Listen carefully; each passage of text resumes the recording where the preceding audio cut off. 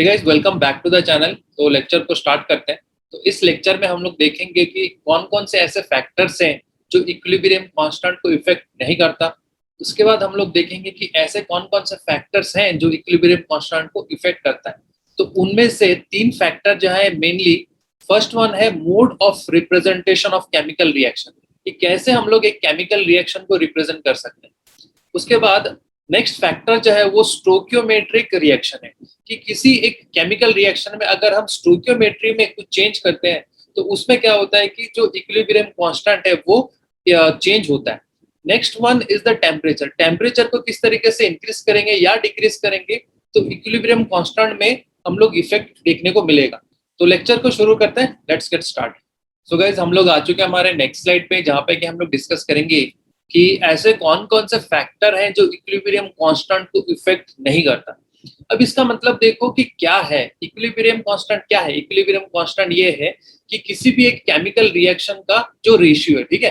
अब मान लो कि कोई एक केमिकल रिएक्शन है जो कि रिएक्टेंट एंड प्रोडक्ट कुछ इस तरीके से balance form of equilibrium constant में प्रेजेंट है। अब अगर मैं के लिखना चाहता हूँ तो उसमें क्या होगा, प्रोडक्ट पे रिएक्टेंट होगा, राइट। अब ये प्रोडक्ट पे रिएक्टेंट क्या है, ये सिंपली एक रेशियो है, ठीक है। अब रेशियो का मतलब ये देखो, सिंपली मैथमेटिकली आप ऐसा समझ लो कि अगर मैं लिखूं 12/8, या फिर इसको मैं और तरीके से मैं लिख सकता हूँ 3/2, राइट।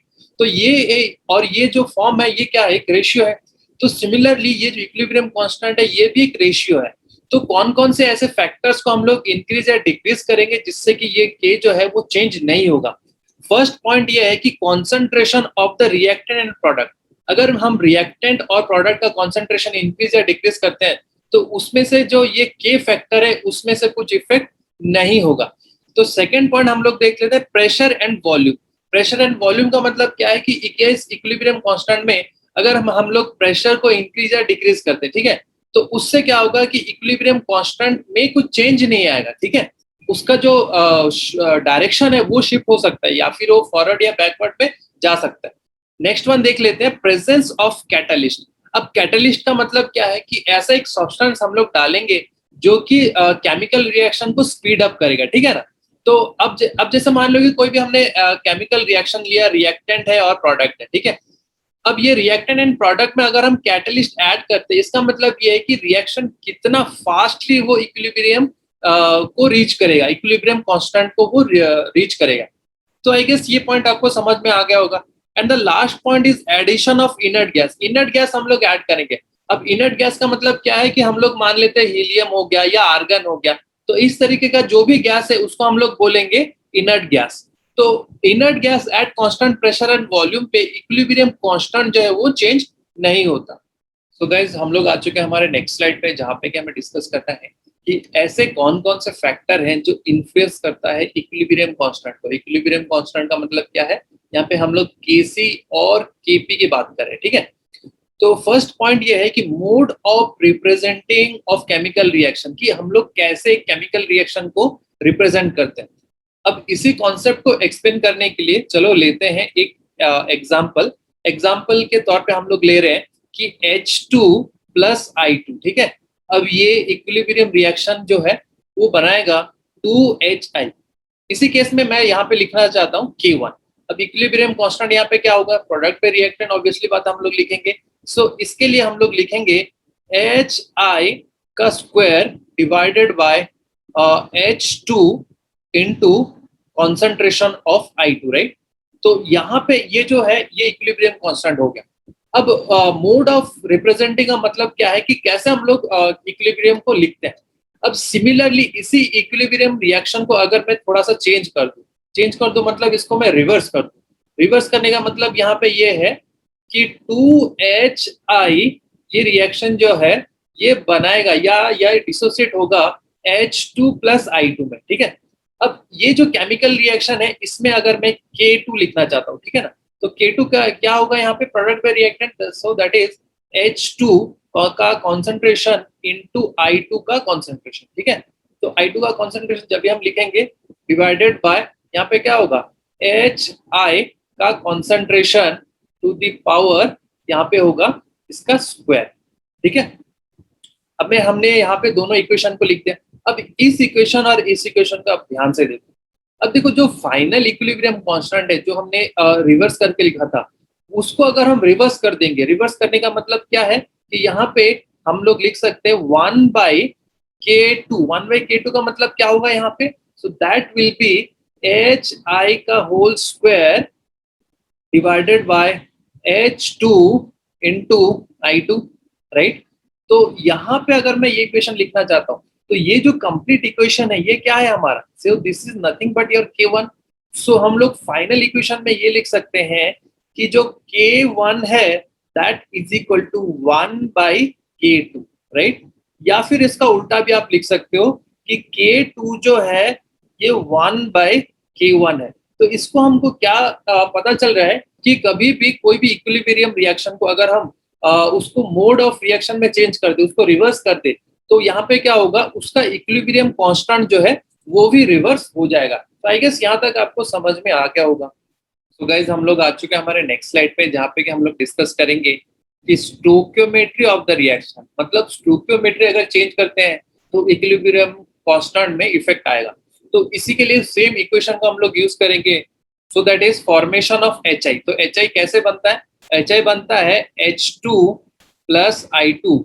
अब ये जब इक्विलिब्रियम पे होगा, so in that case they will give 2HI, right. तो इसी इक्वेशन को हम लोग लिख सकते हैं, that is equilibrium constant K1, इसको मैं लिख रहा हूँ। So this will be HI का square divided by H2 into यहाँ पे I2, राइट। अब देखो यहाँ पे हम लोग क्या करेंगे, स्टोइकियोमेट्री यहाँ पे चेंज कर देंगे। स्टोइकियोमेट्री चेंज करने का मतलब यहाँ पे जो इसका स्टोइकियोमेट्री कोएफिशिएंट है उसको हम लोग चेंज कर देंगे। तो उस केस में क्या होगा, इसी कंप्लीट रिएक्शन को आप मल्टीप्लाई कर दो 1/2 से, ठीक है। तो उसमें क्या होगा, उसका स्टोइकियोमेट्री चेंज हो जाएगा।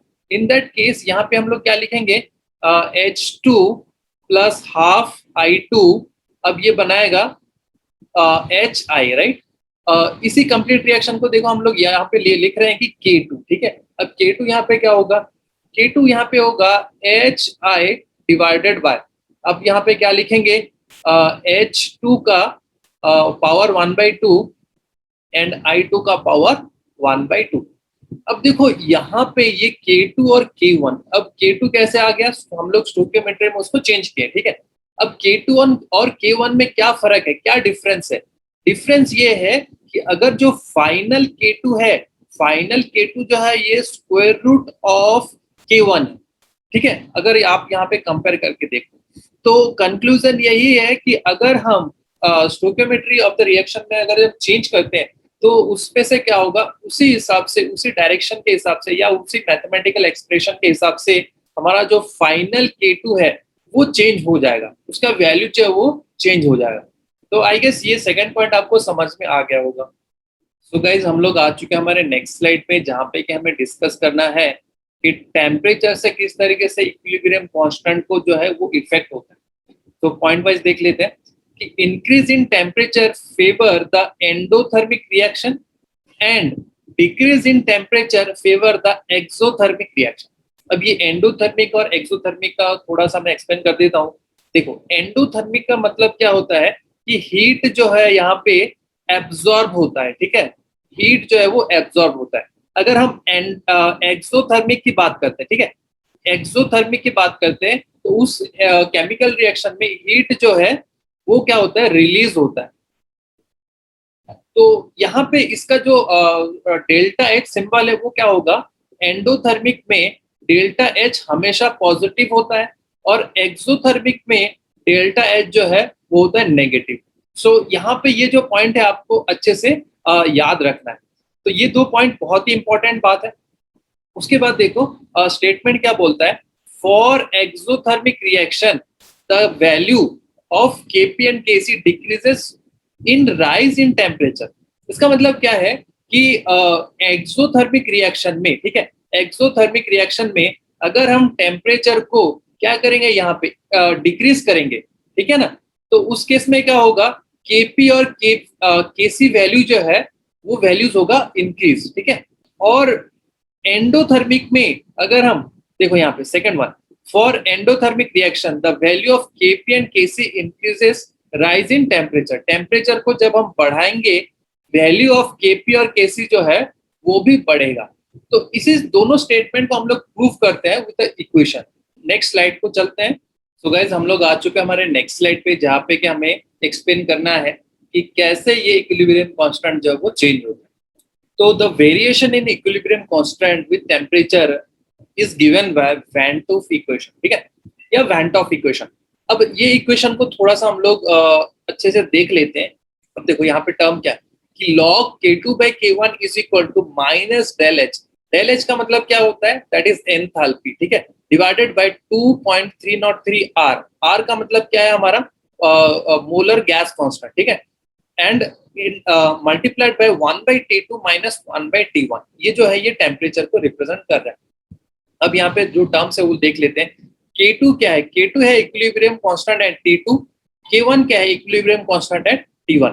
अब यहाँ पे जो डेल एच आपको दिख रहा हो, ये बोल रहा है कि जो एनर्जी ऑफ द रिएक्शन है, या फिर वो एंडोथर्मिक हो सकता है या फिर वो एक्सोथर्मिक हो सकता है, ठीक है, ये दोनों इक्वेशन हो सकता है, या फिर वो इक्विलिब्रियम पे भी हो सकता है। अब देखो इसी इक्विलिब्रियम को थोड़ा सा ऐसे समझो कि ये कैसे आ गया। अगर मान लो कोई एक इक्विलिब्रियम रिएक्शन है जो कि रिएक्टेंट से प्रोडक्ट में जा रहा है, ठीक है, अब रिएक्टेंट से प्रोडक्ट में जा रहा है, उसका कोई इक्विलिब्रियम कांस्टेंट ऑब्वियसली होगा। अब ये जो इक्विलिब्रियम कांस्टेंट है ये मान लो कि T1 टेम्परेचर पे दिया हुआ, ठीक है ना। अब सेम इसी इक्विलिब्रियम कांस्टेंट को, मतलब रिएक्टेंट और प्रोडक्ट को हम लोग क्या किए, टेम्परेचर को इंक्रीज कर दिए, ठीक है। अगर टेम्परेचर को इंक्रीज करना मतलब ये और एक इक्विलिब्रियम पे शिफ्ट हो गया, तो उस केस में उसका इक्विलिब्रियम कांस्टेंट जो है वो हो गया T2। तो ये जो इक्वेशन आपको दिख रहा है ना यहाँ पे, ये जो K1 T1 K2 and T2, तो ये कैसे आ गया, एक इक्विलिब्रियम रिएक्शन को हमने दो डिफरेंट टेम्परेचर पे हमने अप्लाई किया, टेम्परेचर को हमने बढ़ा दिया। तो अगर हम टेम्परेचर को बढ़ाएंगे तो इक्विलिब्रियम कांस्टेंट जो है वो भी चेंज होगा। तो उसी के लिए यहाँ पे K1 एंड K2 दिया हुआ है, ठीक है। और हमेशा ये याद रखना कि अगर K2 बड़ा होता है K1 से, तो यहाँ पे होगा फॉरवर्ड रिएक्शन, ठीक है, मतलब फॉरवर्ड डायरेक्शन में वो मूव करेगा। यहाँ पे मैं डायरेक्शन लिख देता हूँ, ठीक है। उसके बाद अगर K1 बड़ा होता है K2 से, तो इसी केस में क्या होगा, ये रिएक्शन जो है वो बैकवर्ड मूव करने लगेगा, ठीक है, मतलब रिवर्स डायरेक्शन में वो जाएगा। ये जो पॉइंट है ये बहुत ही इंपॉर्टेंट है, ये पॉइंट आप याद कर लें। सो उसके बाद हम लोग इसको डिराइव करते हैं कि ये फॉरवर्ड और बैकवर्ड रिएक्शन कैसे हम लोग जाता है और टेम्परेचर से इसका क्या इफेक्ट होता है। सो गाइज हम लोग आ चुके हैं हमारे नेक्स्ट स्लाइड पे, जहाँ पे कि हमें उसका एक्सप्लेनेशन देखना है। तो हमारा इक्वेशन क्या था, हमारा इक्वेशन था log K2 by K1 is equal to minus del H divided by 2.303 R into 1 by T2 minus 1 by T1, ठीक है। तो इस इक्वेशन को थोड़ा सा हम लोग रीअरेंज करेंगे। यहाँ पे देखो आपको नेगेटिव टर्म है ना, इस नेगेटिव टर्म को अब अंदर लेके जाओ, ठीक है। अब अगर आप इसको अंदर लेके जाते हो तो यहाँ पे क्या हो रहा है, जो इक्वेशन है वो कुछ इस तरीके से होगा 2.303 R into 1 by T1 minus 1 by T2, ठीक है। अब हमने ये डिस्कस किया हुआ है कि जो फाइनल टेम्परेचर है T2 ये हमेशा बड़ा होता है T1 से, ठीक है ना। तो देखो यहाँ पे एक बड़ा सा टर्म है that is T2, T2 is more, इसका मतलब है 1/T2 इज लेस, ठीक है। तो एक बड़ा सा वैल्यू से एक छोटा सा वैल्यू अगर आप माइनस करते हो तो उसमें से क्या हुआ, ये वैल्यू जो है ये हमेशा ये पॉजिटिव टर्म में होगा। तो एक्सप्लेन करते हैं हमारा एंडोथर्मिक रिएक्शन, ठीक है। अब एंडोथर्मिक रिएक्शन में क्या होता है कि डेल एच जो है ये होता है पॉजिटिव। पॉजिटिव का मतलब क्या है, यहाँ से हीट जो है वो क्या हो रहा है, रिलीज हो रहा है, ठीक है। हीट जो है वो बाहर आउटसाइड ऑफ द रिएक्शन को जा रहा है।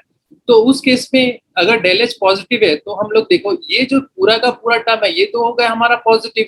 अब यहाँ पे ये भी है, हो गया हमारा पॉजिटिव। सो इसी कॉन्सेप्ट से हम लोग ये लिख सकते हैं कि log K2 by K1 is a positive term. अगर ये पॉजिटिव टर्म है तो इसको और भी थोड़ा सिंप्लीफाई वे में हम लोग लिखते हैं log K2 by K1 log A by B, log A by B is log A minus log B। तो इसका मतलब ये है कि log K2 minus log K1, right, ये हो जाएगा हमारा पॉजिटिव टर्म। तो उसके बाद इस log को उधर लेके जाओ, सो log K2 is more than log K1, right. तो K2 is more than K1, तो log both the sides of अगर आप लॉग हटाते हो तो उस केस में क्या होगा, K2 जो है वो बड़ा होगा K1 से। ठीक है, तो ये जो कॉन्सेप्ट है बहुत ही ज्यादा इंपॉर्टेंट है कि K2 बड़ा है K1 से। अगर K2 बड़ा है K1 से तो मैंने आपको क्या कहा था, ये रिएक्शन किस तरफ जाएगा, वो जाएगा फॉरवर्ड डायरेक्शन। ठीक है, टेक होम मैसेज इज, अगर एंडोथर्मिक रिएक्शन है तो एंडोथर्मिक रिएक्शन में अगर हम टेम्परेचर को इंक्रीज करते हैं तो रिएक्शन किस तरफ शिफ्ट होता है, वो शिफ्ट होता है फॉरवर्ड डायरेक्शन। सो नेक्स्ट वाला हम लोग देख लेते हैं। So that is exothermic reaction. अब एक्सोथर्मिक रिएक्शन में क्या होता है, हीट जो है वो रिलीज होता है। हीट रिलीज होने का मतलब क्या है, यहाँ पे डेल एच जो है ये होता है नेगेटिव। तो नेगेटिव होने का मतलब देखो यहाँ पे ये जो टर्म है ऑब्वियसली बात है ये हमारा पॉजिटिव है। अब नेगेटिव टर्म का मतलब यहाँ पे ये जो है ये नेगेटिव हो जाएगा, राइट। तो उसके लिए हम लोग लिखेंगे log K2 bye log K1, ये जो टर्म है ये हमारा हो जाएगा नेगेटिव, क्योंकि यहाँ पे डेल एच जो है वो नेगेटिव है, राइट।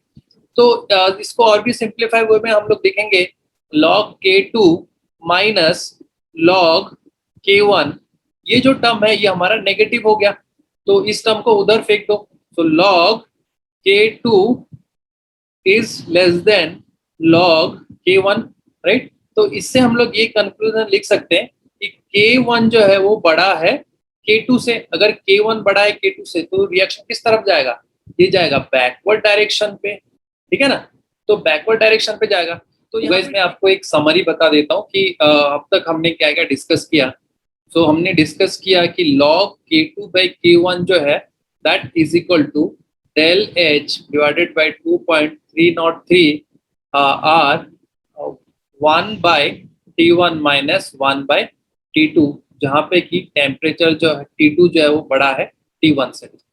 तो हमने डिस्कस किया एंडोथर्मिक रिएक्शन, जहाँ पे कि डेल एच जो है ये पॉजिटिव है। उसके बाद यहाँ पे अगर हम टेम्परेचर को बढ़ाते हैं तो रिएक्शन किस तरफ जाएगा, रिएक्शन जाएगा फॉरवर्ड डायरेक्शन में। ठीक है, फॉरवर्ड डायरेक्शन में। उसके बाद हमने एक्सोथर्मिक की बात की थी। एक्सोथर्मिक में डेल एच क्या होता है, ये होता है नेगेटिव। नेगेटिव का मतलब यहाँ पे हीट जो है वो रिलीज हो रहा है।